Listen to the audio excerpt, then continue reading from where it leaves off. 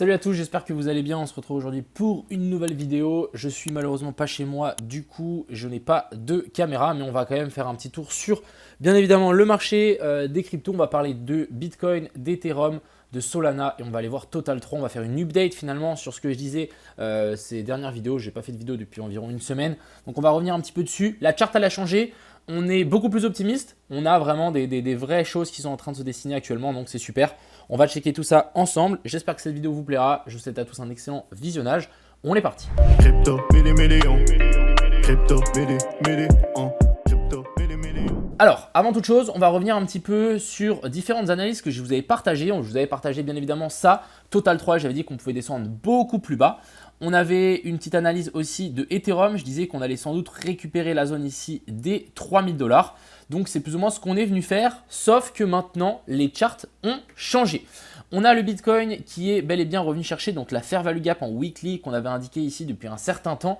Après du coup ici le petit Judas Swing, donc jolie petite manipulation ici au-dessus des derniers plus hauts. Et ensuite ici on s'est bel et bien fait rejeter.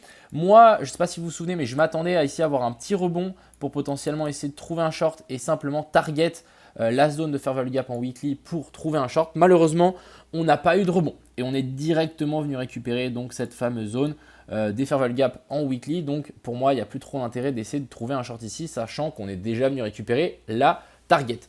Sachant que la target ici a été récupérée, droit derrière, qu'est-ce qu'on a eu? On a eu un magnifique rebond ici et on est venu faire une clôture au-dessus du dernier plus bas. Du dernier plus haut, excusez-moi. Donc on a une clôture sous le dernier plus bas qui nous fait notre cos et une clôture au-dessus du dernier plus haut qui nous fait notre boss. Donc là on a un changement de caractère. On passe de la tendance ici en moyenne time frame de baissière à haussière. Et là finalement on se retrouve avec toutes les time frames haussières. On a la grosse time frame ici qui est haussière, la moyenne time frame qui est passée haussière avec cette inversion structure. Et en low time frame, on est aussi haussier. Alors, bien évidemment, on peut potentiellement chuter ici, mais en théorie, ça devrait tenir. Donc, on est sur quelque chose de plutôt sympa. On a toutes les tendances qui sont haussiers et on va sans doute pouvoir attaquer notre dernière, à mon avis, jambe haussière ici sur le BTC. Donc, pourquoi pas nous faire un truc comme ça et ensuite, hop, on vient chercher un peu plus haut et nous faire notre fameuse dernière jambe haussière sur ce BTC. En low time frame ici, on a deux zones qui sont pour moi très intéressantes. On a la fair value gap inversé ici en 4 heures, on est en train de taper dedans et on a la fair value gap juste ici en 4 heures après le changement de caractère. Donc personnellement, moi je voudrais bien voir, je dis bien je voudrais, c'est qu'ici on chute tranquillement, qu'on descende en ABC et que quand on arrive dans la zone de fair value gap ici on fasse une petite inversion structure et qu'on puisse trouver un long dans cette zone là. Moi je suis vraiment intéressé pour essayer de trouver un long ici vers la zone des 94 000 $ pour simplement viser un ATH, voire beaucoup plus haut, étant donné que je pense que on va aller plus haut, la pattern ici est en train de nous le dire. Bien évidemment, on a un autre scénario dans lequel ici on se fait rejeter, on descend pas en ABC, on descend tout d'un coup et on vient chercher la fair value gap ici en daily. Pourquoi cette zone de fair value gap en daily est assez intéressante? C'est simplement parce qu'elle combine aussi la zone des 0,382 de tout le mouvement.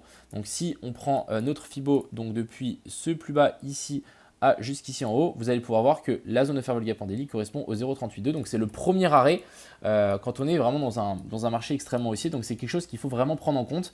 Et c'est pour ça que la zone ici est très intéressante, mais ce n'est pas parce qu'on est dedans qu'il va falloir simplement long bêtement. Ce qu'il nous faut, nous, c'est une petite tendance, c'est une petite structure, donc un changement de caractère. Donc nous refaire finalement ce qu'on est venu faire ici, mais en plus petit, pour simplement prendre position et simplement chercher plus haut pour vraiment nous dire que la tendance ici en low time frame qu'on va faire ici, en fait on va l'inverser. Et il nous faut bien évidemment une petite inversion structure pour qu'on puisse prendre notre petit long. Pour vous montrer un petit peu, ça c'est ce que j'attendais. C'était un potentiel retour dans la zone de fair value gap inversé pour trouver un short, mais malheureusement on ne l'a pas eu. Et ici voilà, on est dans la zone dure que j'avais dessinée depuis un certain temps. Voyons la fair value gap daily, fair value gap et fair value gap inversé. Donc zone dure clairement. Maintenant à voir, bien évidemment on peut tout casser vers le haut. Ici on peut vraiment tout casser vers le haut. Donc personnellement moi je ne vais pas shorter. Je vais plutôt me dire, ok, si on redescend dans cette zone-là avec un petit changement de caractère, là, ça vaudra la peine de trouver un petit long. Ensuite, on va parler de l'Ethereum. Alors, l'Ethereum, je vous l'avais dit sur Twitter, je vous avais dit que j'attendais les sub 3000. On est finalement venu récupérer donc ces sub 3000 avec la prise de liquidité qu'on avait laissée juste ici en haut. En bas, excusez-moi. Donc, vraiment très, très propre. Et là, on va potentiellement nous faire un boss. Donc, un boss, c'est quoi? C'est une clôture au-dessus de l'ancien plus haut. Et pour moi, c'est ici. Donc là, on a vraiment prise de liquidité et ancien boss. Ce que je veux voir maintenant pour trouver un long, c'est une redescente ici vers la zone des 3160. Si on revient dans ces zones-là, là, on pourra potentiellement ouvrir un long. Et pour moi, je pense que si on fait ça, Ethereum viendra chercher son ATH. Si on prend du coup notre petit Fibo, on va pouvoir se rendre compte que on est venu très très proche ici, si on le prend plutôt là, on est venu chercher la zone 0,68 et on est surtout venu chercher donc la Fair Value Gap en weekly qui était pour moi la zone la plus intéressante, hein. Vraiment ici, on peut bien le voir que là on a eu un super rebond. Donc personnellement, moi ce que j'ai envie de voir, c'est une petite redescente ici pour qu'on puisse trouver notre long. Si on ne l'a pas, bien évidemment, c'est tant pis, c'est doom. Mais voilà, moi je voudrais bien voir un petit retour ici, hein, sur la petite zone ici d'Equalo pour ensuite vouloir repartir. Et ensuite, on va parler de Solana qui est bel et bien venu récupérer notre fameuse zone. Alors regardez, j'avais dessiné ça. J'avais aussi dessiné que ici, on pouvait potentiellement se faire rejeter parce qu'on avait fait une petite inversion structure, sauf qu'on n'a pas eu de rebond. On est directement venu chercher la target. Vous voyez que là, on est directement venu récupérer toutes les liquidités qui étaient placées ici en dessous, la zone des 0,108, les liquidités ici, et ensuite, droit derrière, qu'est-ce qu'on vient nous faire? On vient nous faire un joli petit boss. Donc là, on a bel et bien un breakout au-dessus du dernier plus haut. Maintenant, ce qu'on peut peut-être s'attendre, c'est un retour ici en dessous, potentiellement ici faire un triple tap, voire chercher la zone de Fair Value Gap qu'on a laissé ici en 4 heures, potentiellement corriger en ABC, et ensuite après, on pourra rentrer en position sur ces niveaux-là, et target, à mon avis, un nouveau plus haut. Donc franchement, les patterns sont vraiment super bullish. Et on va juste finir avec du coup Total 3. Donc je ne sais pas si vous vous souvenez, mais j'avais dessiné qu'on pouvait descendre beaucoup plus bas sur Total 3. La charte, elle a changé. On a eu une inversion structure. Donc pour moi, on ne descendra pas plus bas. J'avais dessiné ça. Donc on avait eu juste sur la première descente. Sauf que maintenant, pour moi, la charte, elle a complètement changé. Et on est vraiment sur quelque chose de beaucoup plus bullish. Déjà, notre ABC, elle est ici. Et pour moi, ici, ce plus bas là, il n'y a pas de raison qu'on vienne totalement venir les récupérer. Surtout maintenant, avec la pattern qu'on est venu faire. On est venu récupérer les liquidités qui étaient placées ici en dessous, donc très bien.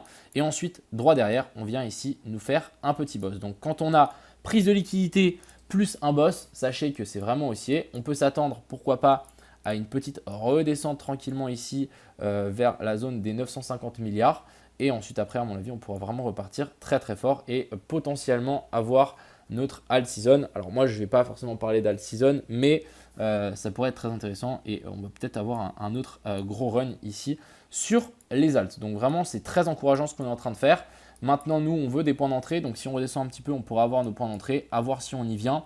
N'oublions pas que là, on a quand même une petite inversion structure. On est dans la zone de Fair Value Gap ici. Donc on n'est pas à l'abri de se faire rejeter. En tout cas, moi, je trouve que ce serait ça le plus sain qu'on puisse faire. Bien évidemment, rien ne nous dit qu'on va se faire rejeter parce que là, on va commencer la vague 3. Donc parce que là, on est dans la racine, 1, 2, et ensuite ici, on va partir en vague 3. Et la vague 3, c'est la vague la plus puissante et la plus rapide. Voilà un petit peu le topo. J'espère que cette vidéo d'update vous a plu. Mais vraiment, on est sur quelque chose de très intéressant. Si jamais on redescend chercher ces zones-là, ce sera le top du top. Donc personnellement, moi, je vais patienter tranquillement. Et si on y revient, ça sera Gucci. Sur ce, les gars, je vous souhaite à tous une agréable fin de journée. C'était Crypto Millions. À plus.